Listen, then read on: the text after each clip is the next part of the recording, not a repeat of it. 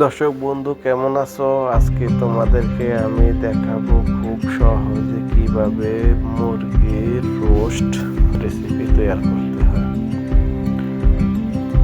অনেকদিন পরে আসলাম তোমাদের মাঝে সুন্দর একটা রেসিপি নিয়ে। তো আমি প্রথমে কি করলাম, মুরগিগুলারে পানিতে সিদ্ধ করে নিলাম। তো কি পানি? সেটা হইতেছে তোমার টিউবওয়েলের পানি। ওইখানে সিদ্ধ করার পরে মুরগিগুলো সিদ্ধ হয়ে গেছে। তারপরে আমি মুরগিগুলাকে ভাজা করলাম, সাথে আমি মশলা কষাইতেছি। তো মশলায় কী কী দিলাম সেটা তোমরা জেনে রাখো। প্রথমে আমি পেঁয়াজ দিলাম, তারপরে এলাচি, দারচিনি, লং, তেজপাতা এগুলো দিয়ে মশলা কষাইলাম।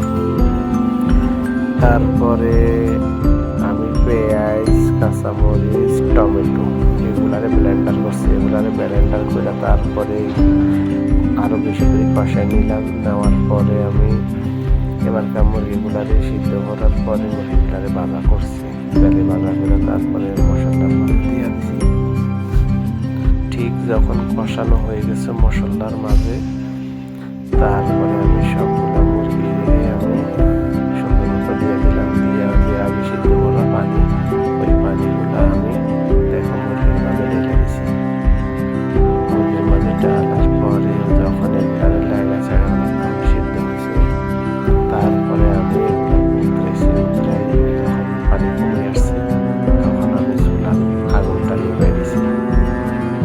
নিভে দেওয়ার পরে আমি আবার ডিম আছে, যেটা ডিম সিদ্ধ করে ওগুলার সাথে তেলে ভাজা রোস্টের মাঝে দিয়ে দিবি।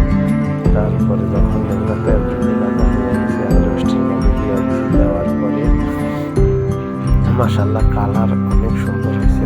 দেখো কালারটা অনেক সুন্দর হয়েছে। আমি ওগুলো দিয়ে দিচ্ছি। ঠিক একবারে বাবুর্চিদের মতো আমার রেসিপিটা হয়েছে। তো তোমরা যদি সৌদি আরব বসে কেউ এইভাবে পাক করে খেতে চাও, আমার এই টিপসটা তোমরা নিতে পারো। আমি শুধু সৌদিদের জন্য এই করবো সহজ, কীভাবে সহজে পাক করতে হয়। শুধু একমাত্র সৌদি আরব প্রবাসীদের, রাষ্ট্রের প্রবাসীদের জন্য। দেখো কেমন সুসি হয়ে আসছে। তো একবার ট্রাই করে দেখো খুব সহজে কীভাবে রোস্ট বানাইতে হয়, সেটাই আমি তোমাদের মাঝে উপস্থাপন করলাম। আশা করি তোমরা এইভাবে টেস্ট করে বানানোর পরে অনেক টেস্ট হবে।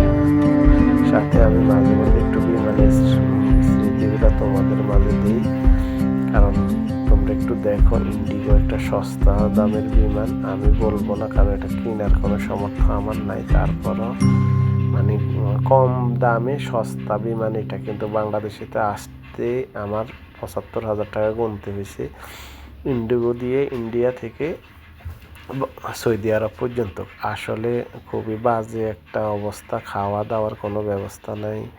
একজন হাঁটলে আরেকজন হাঁটতে পারে না। তারপর আমি আরেক দেশের বিমান বলে আমি ডিনাই করব না, কিন্তু সৌদি আরব থেকে যাইতে একবারে কম দামে লাগে, কিন্তু আমাদের বাংলাদেশে জালিয়াতের দেশ থেকে আসতে অনেক বেশি টাকা লাগে।